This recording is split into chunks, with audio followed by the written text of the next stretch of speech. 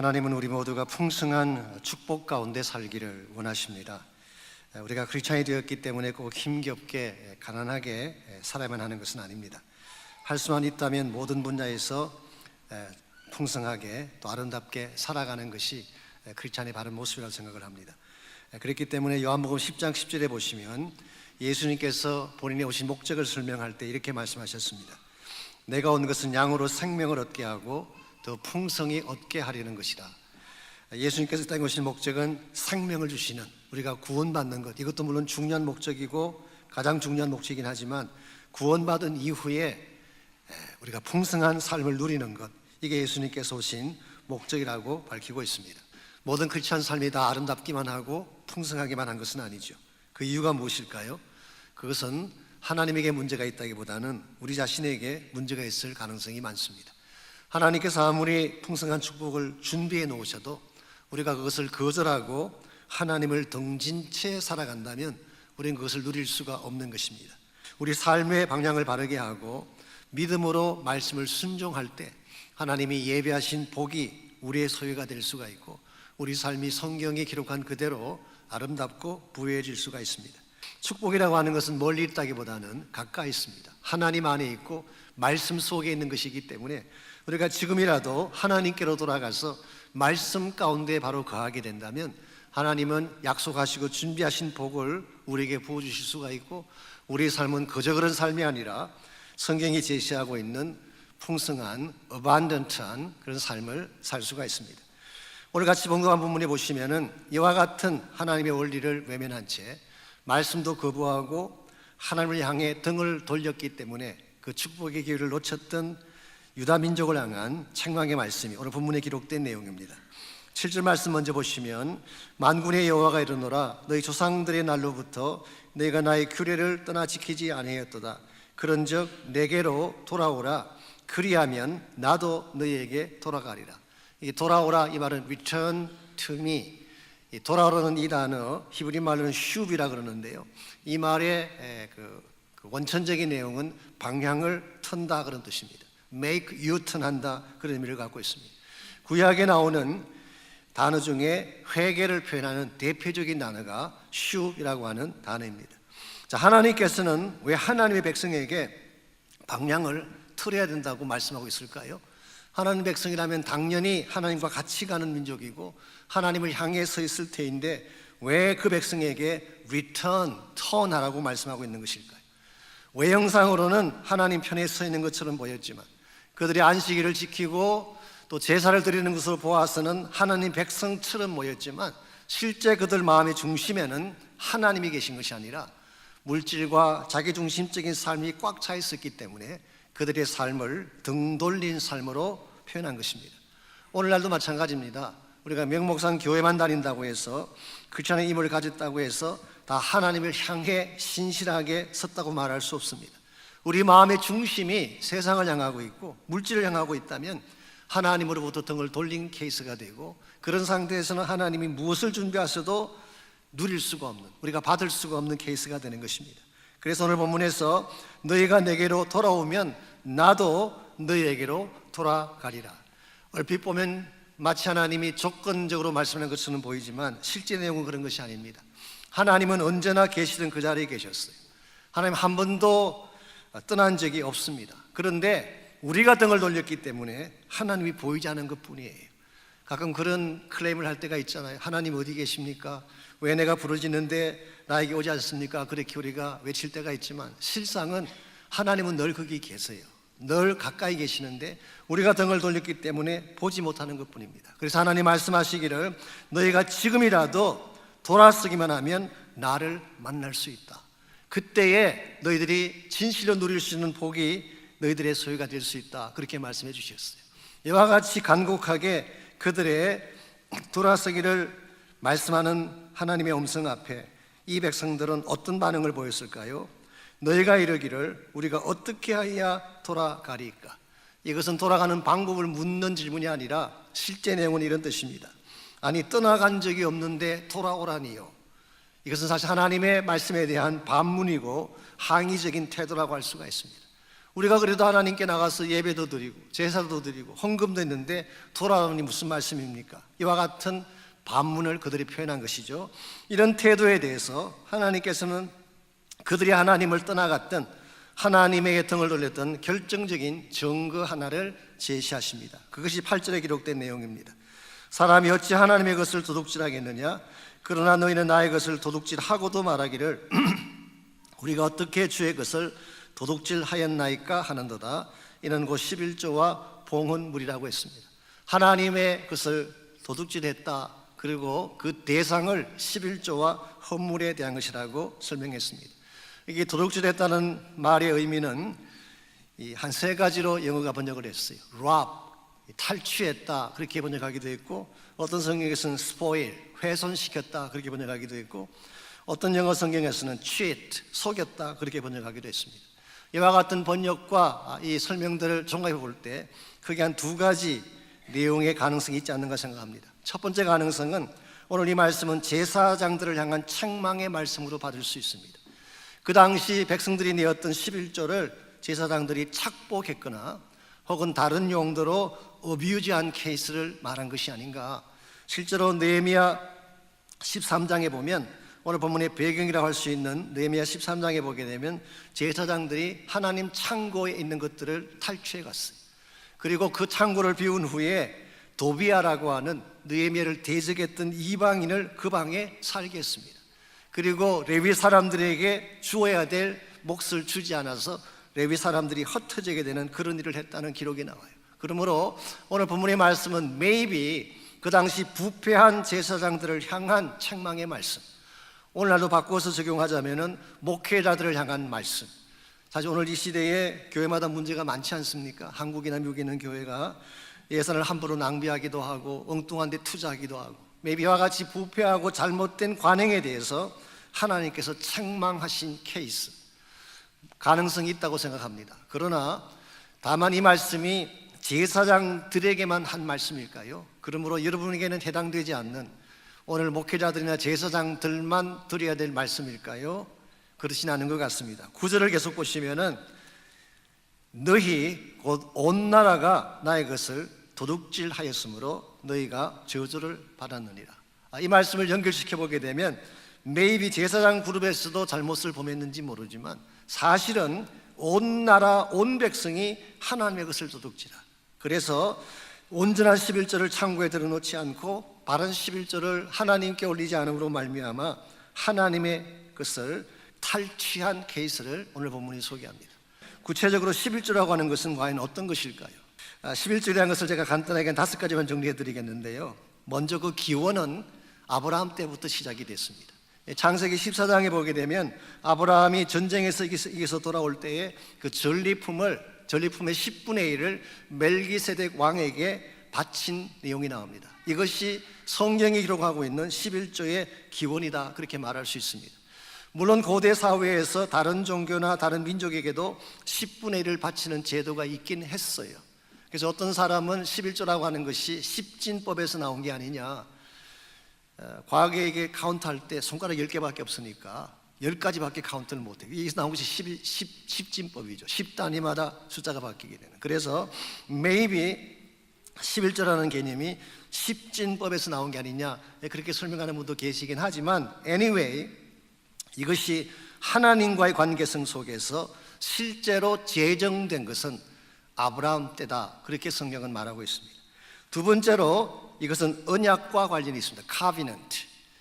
이 언약의 백성이 아니라면 11조를 드릴 이유도 없고, 언약의 백성이 아닌 자가 드리는 11조는 하나님 앞에 미닝도 없습니다. 그래서 아브라함이 14장에서 11조를 드린 후에 15장에 가면은 하나님과 언약을 체결하게 되고, 아브라함의 언약 가운데 사는 여러분과죠, 모든 하나님 백성들은 하나님 앞에 11조를 드릴 책임을 갖게 된 것이죠. 이런 측면에서 정리해 보자면은 11조는 율법과 관련된 것이 아니라 언약과 관련된 것이다 그렇게 말할 수 있습니다.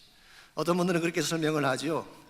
율법은 다 지나갔고 폐지되었기 때문에, 아니 구약 시대에 행하던 11조를 왜 신약 시대 이후에 사는 우리가 지켜야 되나, 율법이 폐지되었기 때문에 11조도 필요 없다 그렇게 주장하는 분들이 많이 계세요.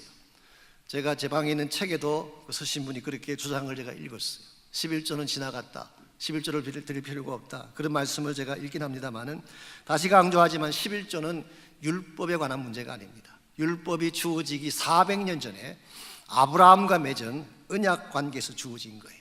뿐만 아니라 신약 성경인 마태복음 23장 23절을 보시면은 예수님께서 직접 이 문제를 말씀해 주신 기록이 있어요. 화 있을진저 외식하는 서기관들과 바리새인들이여, 너희가 박하와 회양과 근처의 11조는 드리되 율법에 더 중한 바 정의와 긍휼과 믿음은 버렸도다. 그러나 이것도 행하고 저것도 버리지 말아야 할지니라. 이것은 바로 공의와 긍휼과 믿음을 말하는 것이라면, 이것은 바로 11조를 말하는 것입니다. 이런 측면에서 11조라고 하는 것은 구약시대 율법시대의 것이기 때문에 우리에게 의미가 없다는 뜻이라기보다는 언약의 백성들에게 부과되어진, 하나님이 언약의 백성에게 주신, 좋게 말하면 특권이라고 할 수 있는 것이 11조입니다. 세 번째로 11조는 하나님의 주재권에 대한 선포를 말합니다. 즉, 나에게 주어진 물질이 내 것이 아니라 하나님 것이다. 흔히 11조에 오해하는 분들이 그렇게 생각을 하죠. 10분의 1은 하나님의 것이고 바친 후에 나머지 10분의 9는 내 것이다. 내 마음대로 써도 괜찮다. 이렇게 생각하는 분들이 계세요. 그래서 11조에 대한 이슈만 이야기하면 항상 묻는 질문이, 목사님, 텍스 떼기 전에 10분의 1을 내야 됩니까? 텍스 후에 10분을 내야 됩니까? 이런 질문하는 이유가 10분의 1을 딱 갈라서 하나님께 들고 나머지는 내 것이라고 생각하는 인식 때문에 그래요. 근데 11조의 본질은 그게 아닙니다. 10분의 1을 내므로써 나에게 주어진 나머지 모든 것도 내 것이 아니다, 이걸 선포하기 위한 거예요. 우리에게 주어진 물질 하나님 맡겨주신 거예요. 우리에게 주어진 시간 하나님이 맡겨주신 거예요. 나에게 부과된 모든 것은 내 것이 아니라 하나님 것이다, 이것을 표현하기 위해서, 소위 말하는 대표성입니다. 첫 열매를 바친다는 것은 전체를 바친다는 뜻을 가진 것처럼 10분의 1을 드림으로 나머지 10분의 9도 청지기로서 내 마음대로 낭비하고 서는 것이 아니라 하나님 목적에 맞도록 서겠다고 하는 이 결단과 헌신의 표현이 11조인 것입니다. 네 번째로 11조는 나눔을 위한 것입니다. 나누기 위해서 드리는 것입니다. 구약 성경에 보게 되면 11조가 세 가지 종류가 있는데요, 첫 번째가 민수기 18장 21절에 나옵니다. 그것은 레위인들을 위해 드리라고 되어 있어요. 아시겠지만 이스라엘 백성이 가나안 땅을 정복한 후에 각 지파마다 땅을 이렇게 유업으로 받지 않았습니까? 근데 유일하게 땅을 부여받지 못한 지파가 하나 있어요. 그 지파가 어딜까요? 레위 지파. 그럼 레위 지파는 뭘 먹고 사나요? 자기들은 땅도 없고 아무것도 없는데. 그래서 하나님께서 나머지 지파들이 내는 11조를 가지고 레위 지파를 먹여 살리게 한 것입니다. 이것이 11조를 말씀하신 첫 번째 목적이에요. 두 번째로 신명기 14장 23절에 보게 되면 성소에서 함께 먹게 하기 위해서, 소위 말하는 공동체적 목적, 하나님의 성소에 모였던 백성들이 같이 나누어 먹게 하기 위한 목적, 이 두 번째 목적이에요. 세 번째가 신명기 26장 12절에 기록되어 있는데, 이것은 매 3년마다 드리는 11조, 늘 드리는 11조지만 매 3년마다 또 따로 드리게 한 11조가 있는데, 이것은 레위인을 위한 면도 있지만 더 많은 부분은 나그네와 고아와 과부들에게 나누기 위한 목적이에요. 이런 식으로 표현하자면 사회적인 목적 혹은 선교적 용도, 이 공동체 바깥에 있는 사람들을 섬기기 위한 목적으로 11조를 드리게 한 것입니다. 이와 같은 차원에서 11조를 제정하셨고, 이것을 통해서 이스라엘 공동체가 서로 나누고 서로 섬겨서 하나가 되게 만들기 위한 제도가 하나님께서 주신 11조 제도였습니다. 그러므로 11조라고 하는 것은 단순한 돈에 대한 문제, 헌금에 대한 이슈라기보다는 하나님의 주재권을 인정하고 청지기 삶을 살겠다고 하는 하나님 백성의 삶의 원리를 말하는 것입니다. 우리가 이와 같이 하나님의 주재권을 인정하고 청지기로서 바르게 살게 되면 하나님은 이렇게 행하는 자의 인생을 책임져 주시고, 그리고 정말 누려야 될 축복을 부어주신다 약속하고 있습니다. 이런 측면에서 11조는 축복을 가져오게 하는 종자시다, 그렇게 말할 수 있습니다. 농사를 짓는 사람들은 쉽게 이해하실 것입니다. 농사를 짓는 분들이 종자시라는 걸 따로 모아놓아요. 이것은 먹기 위해서 모아놓은 것이 아닙니다. 만약 종자씨를 먹어버리면 그 다음에 봄에 땅에 뿌릴 씨가 없어요. 그래서 이것은 절대 먹으면 안 되는 것입니다. 이것은 따로 떼어두었다가 그 다음에 땅에 뿌려야지 1년 먹을 양식이 나오는 것. 이런 면에서 11조라고 하는 것은 내가 사용하기 위한 것이 아니라 종자씨와 같이 축복의 틀을 만들기 위한 의미가 있다, 그렇게 말할 수 있습니다. 이런 측면에서 오늘 본문이 우리에게 소개하고 있는 11조에 대한 말씀은 사실은 여러분과 저에게 부담을 주기 위한 말씀 아니에요. 제가 11조에 대한 설교를 지금 하려고 하니까 벌써 긴장하는 분들이 계시는데 드디어 올 것이 왔구나. 이 말라기 시작할 때부터 알아차려야 되는 건데 드디어 왔구나. 혹시 그렇게 생각하는 분이 계실지 모르지만, 물론 헌금에 대한 이야기를 안 할 수는 없지만, 그것을 제외하고는 설명할 수가 없지만, 그러나 핵심은 돈이나 헌금 자체에 대한 것이 아니라 이것을 통해 하나님이 주시고 싶어하는 축복의 원리에 대한 말씀. 진정한 의미에서의 축복의 근원은 하나님밖에 없습니다. 하나님이 주시는 것이 축복이에요. 그래서 영국의 시인인 존 밀턴이 이런 말을 했습니다. 하나님으로부터 오는 것만이 진정한 복이다, 그런 말을 했습니다. 세상에서 아무리 많은 것을 가져와도 그게 복이 아니라, 내가 아무리 많은 것들을 성취해도 그것이 복이 아니라 하나님이 주시는 것이 진정한 복이라고 설명했어요. 이런 의미에서 여러분과 제가 참된 차원의 축복을 받기를 원한다면 하나님께로 돌아와서 그분의 주재권을 인정하고 바른 청지기의 삶을 살 각오를 해야 됩니다. 나에게 주어진 모든 것이 하나님 것이기 때문에 하나님 목적 위에 바로 살겠다고 하는 결단을 하고 실제 그렇게 살아가게 되면 하나님이 여러분에게 세 가지 차원의 축복을 약속하십니다. 오늘 본문 10절에서 12절까지를 보면은 이와 같은 삶을 사는 자에게 준비하신 세 가지 축복. 첫 번째 축복이 열림의 축복입니다. 좀 구체적인 표현을 하자면은 하늘 문이 열리는 축복. 이것이 바로 청지기로 바로 사는 자에게 주어질 첫 번째 축복의 케이스입니다. 10절 말씀 제가 다시 봅니다. 만군의 여호와가 이르노라, 너의 온전한 11조를 창고에 들여 나의 집에 양식이 있게 하고 그것으로 나를 시험하여 내가 하늘 문을 열고 너희에게 복을 쌓을 곳이 없도록 굳지 아니하나 보라. 여기에 하늘 문을 연다고 하는 표현이 나옵니다. 우리가 하나님 앞에 11조를 드리고 또 하나님의 뜻대로 물질을 사용하게 되면 하나님께서는 하늘 문을 열겠다. 이게 의심난다면 even 테스트 해봐도 좋다. 이 말은 하나님을 시험하라는 뜻이 아니라 실제로 actually try 해봐라, 그런 뜻이에요. 이 말씀의 근거에 보면 하나님께서 11조를 말씀하신 것은 우리로부터 무엇을 탈취해 가셔서 하나님의 빈 것을 채우려는 목적이 아니에요. 오히려 반대입니다. 이 11조라고 하는 것을 빌미로 해서 우리에게 하늘 문을 여시고 복을 부어주시기 위한 목적이에요. 이것은 마치 아버지가 아이를 대하는 태도와 똑같은 것. 이 아버지의 심정이 잘 나타나 있습니다. 예를 들어서 아버지가 아이를 주려고 이 사탕 한 봉지를 사가지고 집에 들어오면서 아이 손에 있는 사탕 한 개를 달라고 그럽니다. 사실은 그 아이에게 주려고 한 봉지의 사탕을 뒤에 감추고 손에 들자 한 개를 달라면 아이가 줄까요, 안 줄까요? 아이는 오해하는 거죠. 야, 이 세상에 이런 나쁜 아버지가 있나? 이 한 개 이거 아이 손에 들면 이걸 빼앗아가다니. 근데 아버지가 정말 그 한 개 사탕을 빼앗으려고 할까요? 이거 더 큰 것을 안겨주기 위한 것, 안겨주기 위한 것. 그래서 오늘 본문의 근거에서 우리가 정말 하나님 앞에 신실하게 청지기적인 그러한 드림을 드리게 되면 하늘이 열리는데, 하늘이 열리면 두 가지 차원의 축복이 이렇게 주어집니다. 첫 번째가 신령한 축복이에요.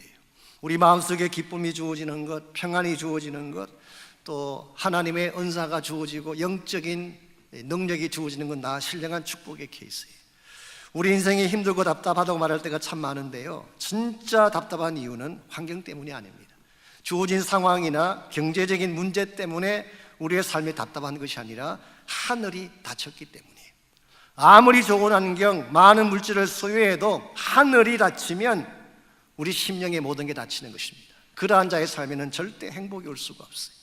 만일 물질이 많으면 행복하다고 말한다면 돈 많은 재벌들은 다 행복해야 되지 않겠어요? 근데 우리가 아는 바처럼 재벌들 가운데 가정이 깨지고 상처투성이가 되고 심지어 재벌의 자녀들이 자살하는 케이스가 많지 않습니까? 물질이 우리 삶을 부욕해 하는 것이 아니라 하늘이 닫히면 우리 삶 자체가 황폐하게 되는 것입니다. 그러나 반대로 아무리 내가 어려움 가운데 있을지라도 하늘이 열리면 힘을 얻게 됩니다. 절망의 장벽을 뚫고 기적을 향해 나갈 수 있게 되는 것. 에스겔서를 보십시오. 바벨론으로 포로로 끌려간 에스겔과 그 많은 민족들이 그 발강가에서 통곡하며 울었던 이스라엘 민족 역사상 가장 어두웠던 밤의 시기가 에스겔서가 기록된 배경 아닙니까? 그럼에도 불구하고 그들은 하나님의 비전을 보았어요.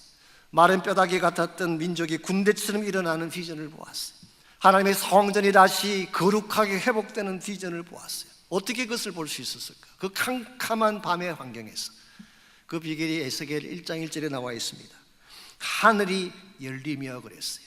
하늘이 열리면 하나님의 기적을 보는 것입니다. 하늘이 열리면 이 땅의 모든 막힌 것들이 뚫려지게 되는, 이런 면에서 하나님께서 하늘 문을 여시게 되면 1차적으로는 영적인 차원의 축복을 여러분이 누리게 됩니다. 그러나 그것만이 아니라 두 번째로 물질의 축복도 동시에 주어질 수가 있습니다. 오늘 본문은 너희들이 나의 창고에 11조를 가득 들이게 되면 쌓을 곳이 없도록 너희들에게 부어주겠다. 여기서 나의 창고에 들이라고 하는 말을 오해하시면 안 됩니다. 이거 다 교회 가지고 해서 헌금해라 그 뜻 아니에요. 이 말은 좀 제가 풀어 설명하자면 하나님 창고는 하나님 목적을 위해 쓰임받는 물질의 창고를 말합니다. 그러므로 우리가 가진 물질을 하나님 목적을 위해, 그 나라의 목적을 위해, 하나님이 기뻐하시는 뜻을 위해 너희들이 사용하면 그런 뜻이에요. 그래서 우리가 하나님 목적에 합당하게 이런 물질을 쓰면 그게 하나님 창고에 쌓아지는 물질이 될 수 있어. 이와 같은 삶을 살면 너희들에게 하늘 문을 열어서 너희 삶을 축복해 주겠다. 우리가 하나님을 위해서, 그의 나라와 그의 목적을 위해서 나의 물질을 바르게 쓰면 하나님이 우리의 창고를 넘치게 만들어 주시는 것. 이게 성경이 말하고 있는 축복의 원리입니다. 오늘 여러분의 삶이 진실로 가난과 저주를 끊어버리고 진정한 차원의 부유함을 가기를 원한다면 이 말씀을 실천해 보시기 바랍니다.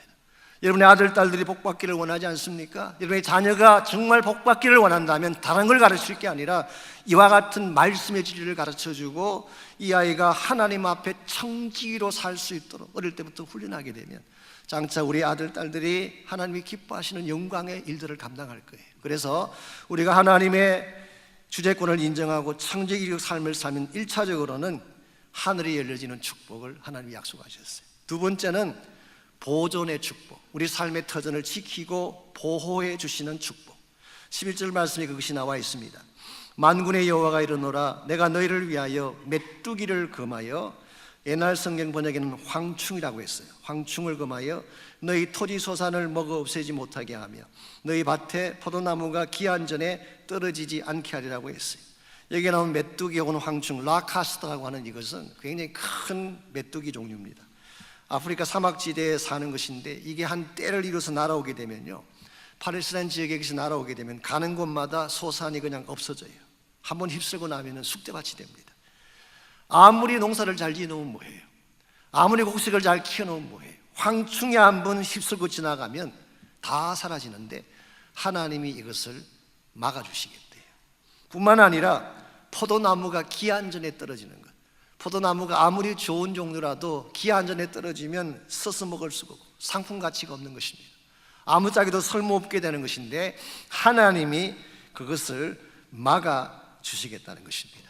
이게 하나님의 보호의 축복. 여러분과 제가 이 하나님의 보호를 받지 아니하면 결코 안전하게 살아갈 수가 없습니다. 어떤 분들은 내가 열심히 살면 되지 그렇지만 여러분이 아무리 조심하고 열심히 살아도 하나님이 지켜주지 않으면 언제 황충이 우리를 공격할지 몰라요. 우리 가정이 무너지고 자녀들이 고통을 당하고 건강이 뺏기고 하는 게 우리 플랜한 대로 된 것입니까? 아니잖아요. 어느 날 갑자기 몰려오는 황충 우리가 감당할 수 없어요. 하나님이 막아주셔야 돼요. 그래서 쌓아지는 것도 축복이지만 없어지지 않는 것도 축복이에요. 건강한 것도 축복이지만 아프지 않는 것도 축복이에요. 오늘 하나님은 우리가 정말 하나님 안에서 바른 청지기적 삶을 살아가게 되면 하나님이 친히 내 삶의 프로텍터가 되셔서 삶을 보호하시고 지켜주시겠다 약속하고 있습니다. 신명기 32장 9절 10절은 이렇게 기록합니다. 여호와의 분깃은 자기 백성이라 야곱은 그가 택하신 기업이라. 즉 야곱 이스라엘이 하나님의 분깃이다, 자기 소유다, 그렇게 말씀하신 후에 이렇게 약속하셨습니다. 여호와께서 황무지에서 짐승이 부르짖는 광야에서 만나시고 호위하시며 보호하시며 자기 눈동자같이 지키시리라 말씀하셨어요. 이와 같이 우리가 하나님의 주재권을 인정을 하고 청지기로 바로 살게 되면 하늘 문이 열리는 복도 주어지시고 우리 삶의 터전을 지키시는 보호의 축복도 주어지지만 또 한 가지가 더 있습니다. 우리 삶의 이름이, 우리의 이름이 높아지는 명성을 갖게 되는 축복, 소위 말하는 reputation이죠. 우리 삶의 명성이 높아지게 되는 축복. 이게 12절에 기록된 말씀입니다. 너희 땅이 아름다워짐으로 모든 이방인들이 너희를 복되다 하리라. 자, 그들의 땅에 황충이 사라지고 기한전에 떨어지던 과실들이 다 있게 됨으로써 그 땅이 부유하고 아름답게 되면 이것을 본 이방인들이 너희들이 복되다 그렇게 말하는 날이 온다는 것입니다. 이 세상 사람들이 크리스찬들을 보고 너희들의 삶을 보니까 참 복받은 사람들이야, 너희들 마음속에 기쁨이 있고 우리가 갖지 못한 평안을 갖고 사는 걸 보니까 너희들 삶 참 복받은 삶이야, 참으로 너희들의 삶이 부럽다, 이런 평가를 받아야지 어쩌다 예수 믿었니, 그렇게 찌릿해같이 고통스럽게 사는 이런 평가를 받아서 되겠냐는 거죠. 우리가 하나님 안에서 정말 청지기로서 하나님의 목적에 바로 살게 되면 하나님께서 우리의 삶의 터전을 아름답게 만들어 주셔서 정말 세상 사람들 스스로가 하나님 믿으면 저렇게 되는구나, 하나님 믿게 되면 그렇게 아름답게 살 수 있구나, 이와 같은 평판을 그들이 주게 되면 우리의 삶 자체가 복음의 문을 열게 하고 하나님 영광을 가져오게 하는 것입니다. 여러분과 제가 이 땅에 주어진 삶의 현실, 우리 마음대로 우리 뜻대로 할 수 없습니다. 오늘 우리가 착각하고 있는 것 중에 하나가 내가 열심히 일하면 잘 살고 많은 돈을 벌면 내가 부자가 되는 것이 생각하지만 열심히 살아도 안 되는 경우가 많아요. 열심히 노력해서 돈을 모아도 하루아침에 날아갈 수도 있어요. 건강, 가정, 자녀, 그 어느 것 하나 나의 힘과 노력만으로 충분하지 않습니다. 하나님의 도우심이 필요해요. 우리가 정말 나의 인생 자체가 내 것이 아니라 하나님 것임을 선포하고 나에게 주어진 물질의 양이 아무리 많아도 내 마음대로 쓰는 것이 아니라, 이 말은 다시 오해하지 마십시오. 다 교회 바치고 헌금하는 뜻이 아니라 여러분이 쓰시지만 하나님이 보시기에 부끄럽지 않게 써야 된다는 뜻이에요. 함부로 낭비하면 안 돼요. 불필요한 일에 쾌락 가운데 함부로 쓰면 안 돼요. 오늘 우리가 청지기로 살아야 돼요. 개인의 삶도 마찬가지고 교회도 마찬가지고 여러분 한 분 한 분의 삶이 마찬가지입니다. 하나님이 주신 거예요. 이 사실을 인식하고 나의 모든 것은 내 것이 아니라 하나님 것입니다 선포하기 위해 주신 것, 그것을 리마인더라고 주신 것이 11조예요. 그리고 11조는 It's not just about money, 돈에 대한 이슈가 아니에요. 이것은 물질에 대한 이슈가 아니에요. 하나님의 주권에 대한 이슈예요. 그래서 하나님 앞에 여러분이 정말 헌신하고 헌금하고 여러분의 이 물질을 하나님께 드릴 때마다 이러한 고백으로 드리셔야지, 그래야 하나님이 기뻐 받으십니다. 그래서 한번 이 시간에 우리가 기도하며 나갈 때에 혹시라도 내 인생의 주인이 하나님이 아닌 다른 것이라면, 때에 따라서는 물질이 내 인생의 주권을 행할 때가 있습니다. 나의 디자이어나 나의 쾌락의 마음이 내 인생을 주도할 때가 있죠. 하나님이 내 인생을 주도하게 해야 돼요. 그분이 내 인생의 주인 되어야 돼요. 그래서 그동안 내가 주인 삼았던 모든 것들을 다 내려놓고 주님 한 분만이 나를 다스려 주십시오. 내가 풍랑을 지나갈 때나 폭풍 가운데 처할 때나 하나님이 나를 다스려 주십시오. 하나님의 주권 가운데 사는 인생이 되게 하셔서 그 영광을 나타내게 하시고 그 부유함을 누리게 하시고 하나님의 보호 가운데 건강하게 살 수 있도록 우리 삶을 지켜달라고 이 시간 한번 같이 헌신하며 결단하며 함께 기도합니다.